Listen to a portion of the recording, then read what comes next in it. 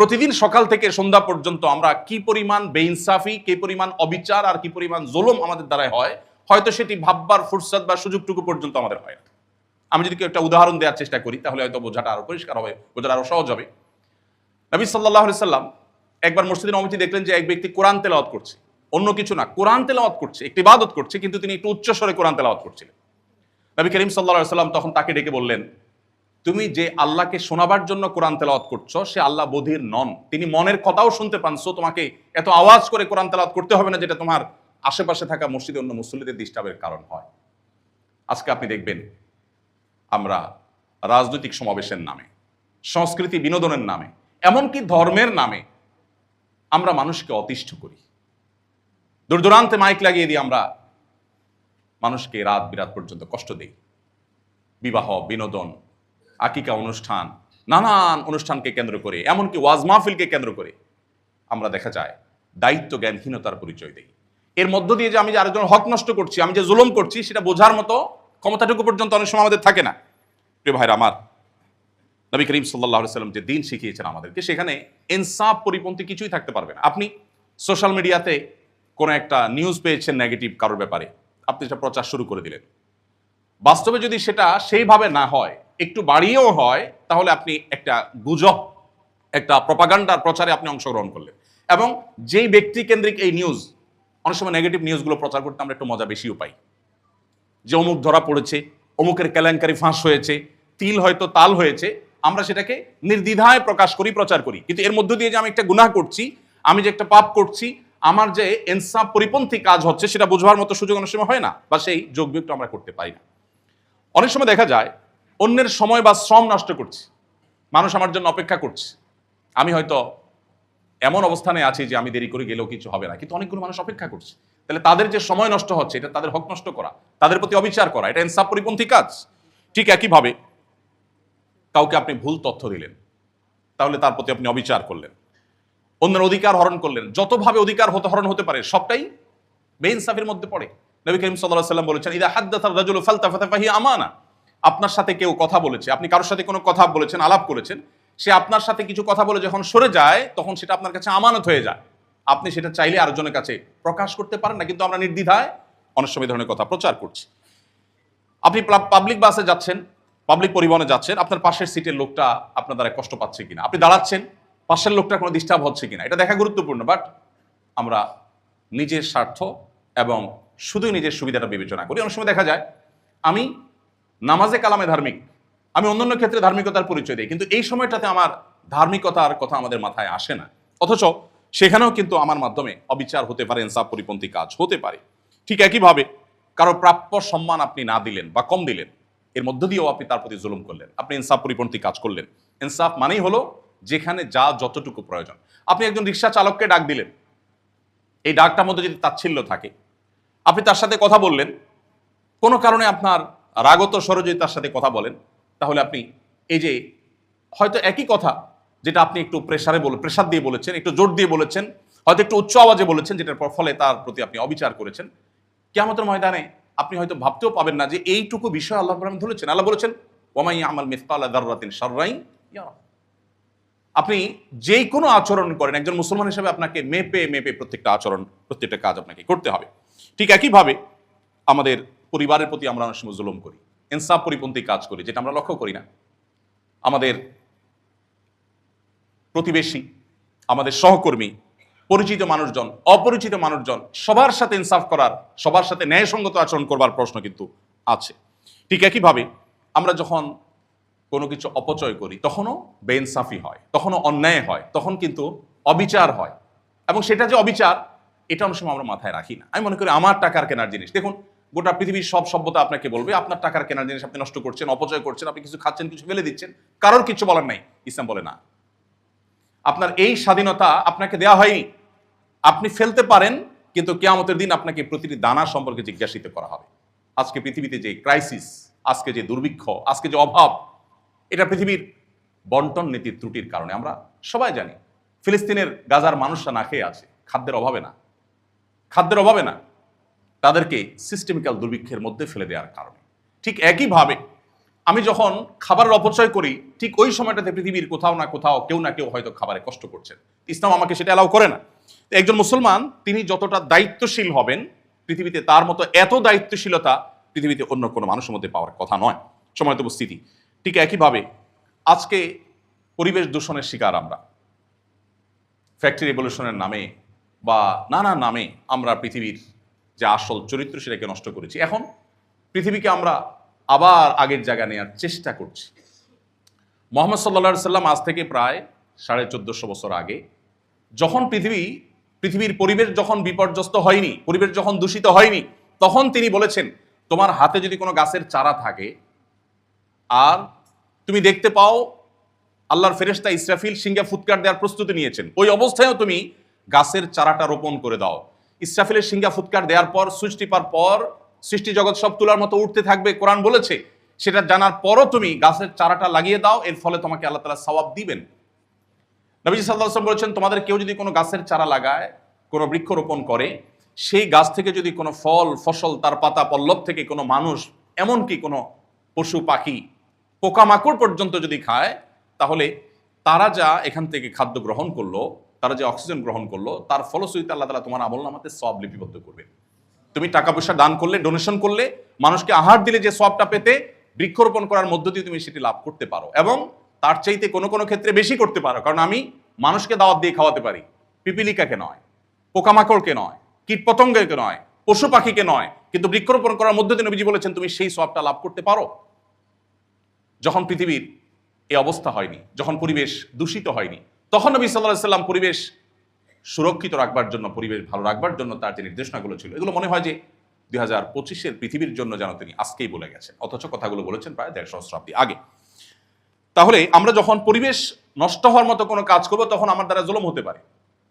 আমি চিপস খেয়ে ঠোঙাটা ছেড়ে দিলাম গাড়ির বাইরে অথবা রাস্তাঘাটে, এই ঠোঙা হয়তো কোনো ড্রেনে গিয়ে পড়লো, সেখানে পানি জমা হয়ে ড্রেনের স্বাভাবিক প্রবাহকে ব্যাহত করলো।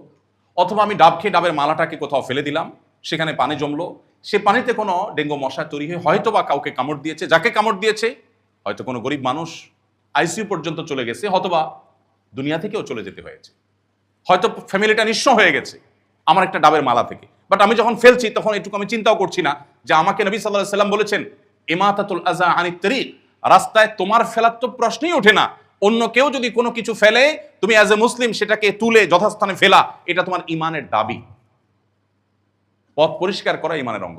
আমি জানি না আমাদের মধ্যে কজন মানুষ আছে যে বলতে পারবো যে আমি আজ এই পুরো দিনের মধ্যে কোথাও কেউ কোনো টিস্যু ফেলেছে অজায়গায়, সেটাকে আমি যথাস্থানে ফেলে দিয়েছি। এরকম দায়িত্বশীলতার পরিচয় আমরা কজন মানুষ দিতে পারি? কিন্তু ইসলাম আমাদেরকে সেই কথাটি বলেছে। সময়ত উপস্থিতি, পৃথিবীকে সাজাবার জন্য, আমাদের দেশকে সমৃদ্ধ করবার জন্য মুহাম্মদ সাল্লাল্লাহু আলাইহি সাল্লামের সিরাত চর্চার কোনো বিকল্প আমাদের সামনে নেই। অতএব বারবার করে তাকে আমাদের অধ্যয়ন করতে হবে, তাকে পাঠ করতে হবে, পুনর্পাঠ করতে হবে।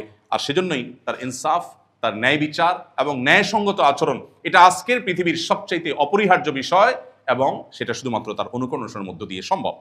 ভাইরা আমার, আমাদের অজস্র এরকম অবিচার এবং ইনসাফ পরিপন্থী কাজ হয়। আপনারা যেহেতু ব্যাংকিং ব্যবস্থার সাথে জড়িত আছেন, সেজন্য ইনসাফ পরিপন্থী কোরআনের দৃষ্টিতে, হাদিসের দৃষ্টিতে একটা ইনসাফ পরিপন্থী বিষয় হলো রিবা। আজকের গোটা পৃথিবী যেটার উপর দাঁড়িয়ে আছে, এই সিস্টেম কোরআন এবং হাদিস এটাকে ইনসাফ পরিপন্থী হিসাবে আখ্যায়িত করেছে। রিবা বলতে আমরা সাধারণত শুধু সুদকে মনে করি, অথচ সুদের বাইরেও রিবার আরো বিভিন্ন প্রক্রিয়া এবং পদ্ধতি আছে। নবী করিম সাল্লাল্লাহু আলাইহি সাল্লাম সেটাকে নিষেধ করেছেন। কোরআনে আল্লাহ তাআলা বহু হারামের তালিকা উল্লেখ করেছেন। মৃত পশু খাওয়া হারাম করেছেন, রক্ত খেতে আল্লাহ নিষেধ করেছেন, অনেক কিছু আল্লাহ নিষেধ করেছেন, শুকর খেতে আল্লাহ নিষেধ করেছেন। কিন্তু একটি হারামের ব্যাপারে আল্লাহ তাআলা যুদ্ধ ঘোষণা করেছেন, অন্য কোনো হারামের ক্ষেত্রে সেটা করেন নাই। এটা খুবই সিগনিফিকেন্ট। এবং কোরআন যেটাকে যত কঠোরভাবে নিষেধ করে, আজকের পৃথিবী তত অ্যাগ্রেসিভলি সেটাকে পুশ করে এবং প্রতিষ্ঠা করে। এটা হলো বাস্তবতা। অতএব এই রিবা, যেটার উপর আজকের পৃথিবী অনেকটা দাঁড়িয়ে আছে, আমাদের সিস্টেম অনেকটা দাঁড়িয়ে আছে, এটাও ইনসাফ প্রতিষ্ঠার প্রয়োজনে এটাকে ইসলাম হারাম করেছে। আর সেটিকে হারাম হিসাবে জানা এবং সেটাকে অন্তঃস্থল থেকে গভীরভাবে বিশ্বাস করা যে এটাকে হারাম জানার মধ্য দিয়ে ইনসাফ পরিপূর্ণভাবে প্রতিষ্ঠা করা সম্ভব হবে।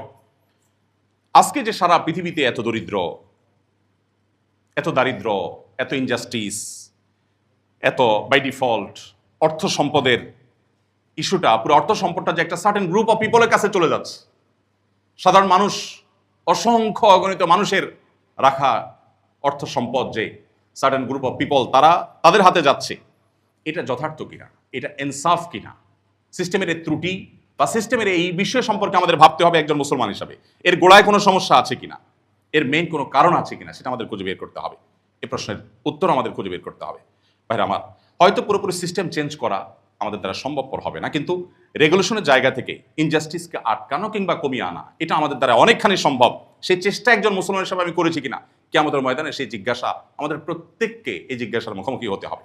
আমাদের অর্থনৈতিক সিস্টেমটা সবসময় ধনীদের, পাওয়ারফুলদের এবং কর্পোরেশনসগুলোর হেল্প করার জন্য হচ্ছে কিনা, এটা কি গরিবদের থেকে আহরিত টাকা পয়সা ধনীদের কাছে তুলে দিয়ে তাদেরকে আরো ধনী করে দেওয়ার সুযোগ করার জন্য ব্যবহার হচ্ছে কিনা, সিস্টেমের ত্রুটি আছে কিনা, সত্যিকারের দারিদ্র দূরের জন্য কাজ হচ্ছে কিনা, পলিটিক্যাল বা আইডিওলজিক্যাল এজেন্ডা বাস্তবায়নের জন্য আমরা কাজ করছি কিনা, এটা ইনসাফ এবং ন্যায় বিচার প্রতিষ্ঠার ক্ষেত্রে অনেক বড় প্রশ্নের জায়গা।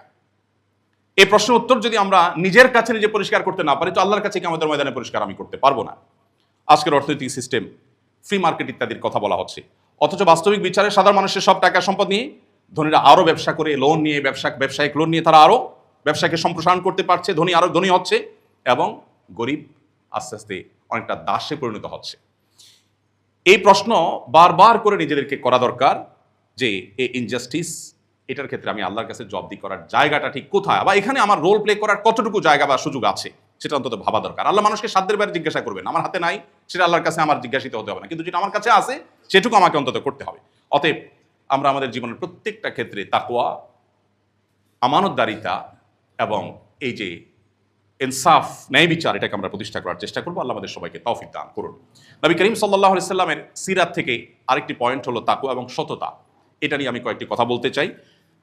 সত্যতা এবং সত্যবাদিতা, এটা এখন আমাদের হারিয়ে যাওয়া সম্পদগুলোর একটি।